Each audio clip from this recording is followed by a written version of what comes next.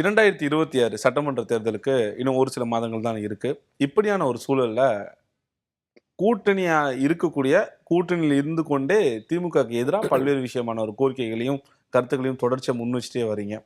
இதனால கூட்டணியில் எதுவும் சலசலப்புலாம் ஏற்படாதா? இல்லை, இதில் எந்த சலசலப்பும் இருக்காது. ஏனென்றால் கூட்டணி என்பது வேறு, மக்கள் பிரச்சனைகள் என்பது வேறு. கூட்டணிக்காக நாங்கள் எந்த சமரசமும் வைப்பதில்லை. மக்களுக்காகத்தான் நாங்கள் கூட்டணி அமைக்கிறோம். மக்களுடைய நலனுக்காக, மக்களுடைய உரிமைகளுக்காக, அவர்களை பாதுகாப்பதற்கு தான் நாங்கள் வைப்பது கூட்டணி. அப்போ நீங்கள் மக்களுடைய பிரச்சனைகளை காவு வாங்கிக்கிட்டு நாங்கள் போய் கூட்டணியில் இருப்பதில் எந்த பொருளும் இல்லை. ஆகவே நாங்கள் எந்த சமரசமும் செய்ய மாட்டோம். மக்கள் பிரச்சனைக்காக, மக்களுடைய உரிமைகளுக்காக, மக்களுடைய பாதுகாப்புக்காக நாங்கள் எந்த சமரசமும் செய்ய மாட்டோம். மக்களுக்காகத்தான் நாங்கள் இந்த களத்தில் நின்றுட்டுருக்கோம். அதனால் இதை பேசுகிறதுனால கூட்டணியில் குழப்பம் வரும் அப்படின்னா, அப்படி ஏன்னா இந்த கூட்டணியில் எல்லாருமே ஒரு ஜனநாயகபூர்வமாக எல்லோரும் ஒரு முதிர்ச்சியான தலைவர்கள் தான். இந்த பிரச்சனையில் தவறு இருக்குது அப்படின்னு சொன்னால் அதை ஏற்றுக்கொண்டு அதை நடைமுறைப்படுத்தக்கூடிய, திருத்திக் கொள்ளக்கூடிய ஒரு முதல்வர் தான் இன்றைக்கி இருக்கிற முதலமைச்சர்.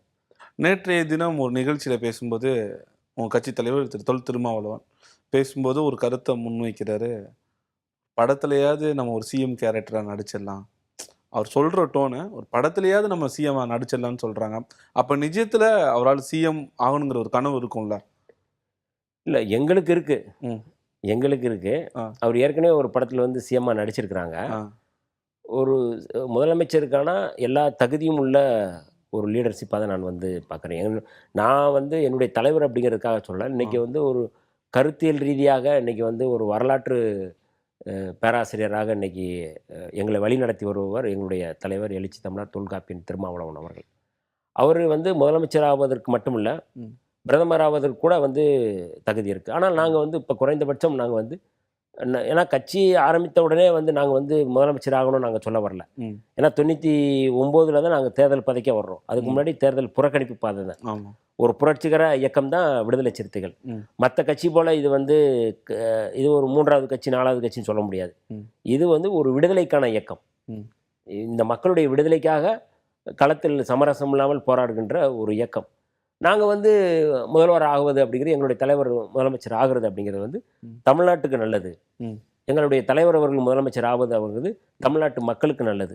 எங்களுடைய தலைவர் அவர்கள் முதல்வர் ஆவது அப்படிங்கிறது தமிழ்நாட்டின் உரிமைகளை பாதுகாப்பது அப்படிங்கிற அடிப்படையில் தான் நம்ம அதை முன்னெடுக்கிறோம். அது ஒரு தனி நபர் நலன் கருதி, எங்களுடைய நலன் கருதி இல்லை, இந்த நாட்டு நலன் கருதி நாங்கள் சொல்கிற செய்தி அது. அதை நோக்கி நாங்கள் நகரோம். உடனே இன்றைக்கே நாங்கள் முதலமைச்சர் ஆகிறோம், நாளைக்கே ஆக போகிறோம்னு நாங்கள் சொல்லலை. எங்களுக்கான செயல் திட்டங்கள் இருக்குது. கொஞ்சம் கொஞ்சமாக நாங்கள் எங்கள் தலைவர் அடிக்கடி சொல்லுவார், அங்குலம் அங்குலமாக வளர்கிறோம், ஆனால் ஆழமாக வளர்கிறோம். கருத்தியல் அடிப்படையில் நாங்கள் வளர்ந்து வரோம். இன்றைக்கி எல்லா மக்களுமே விடுதலை சிறுத்தைகளை ஆதரித்து, விடுதலை சிறுத்தைகள் தான் தமிழ்நாட்டை பாதுகாக்க வேண்டும் அப்படின்னு சொல்கிற நேரத்தில் அது நடக்கும். அதனால் அது ஒரு அந்த சினிமா ஃபங்க்ஷனில் பேசுகிறதுங்கிறது அது அந்த படத்தில் இருக்கிற அந்த கதாபாத்திரங்களோடு சேர்த்து பேசுகிறதா தான் நான் பார்க்குறேன்.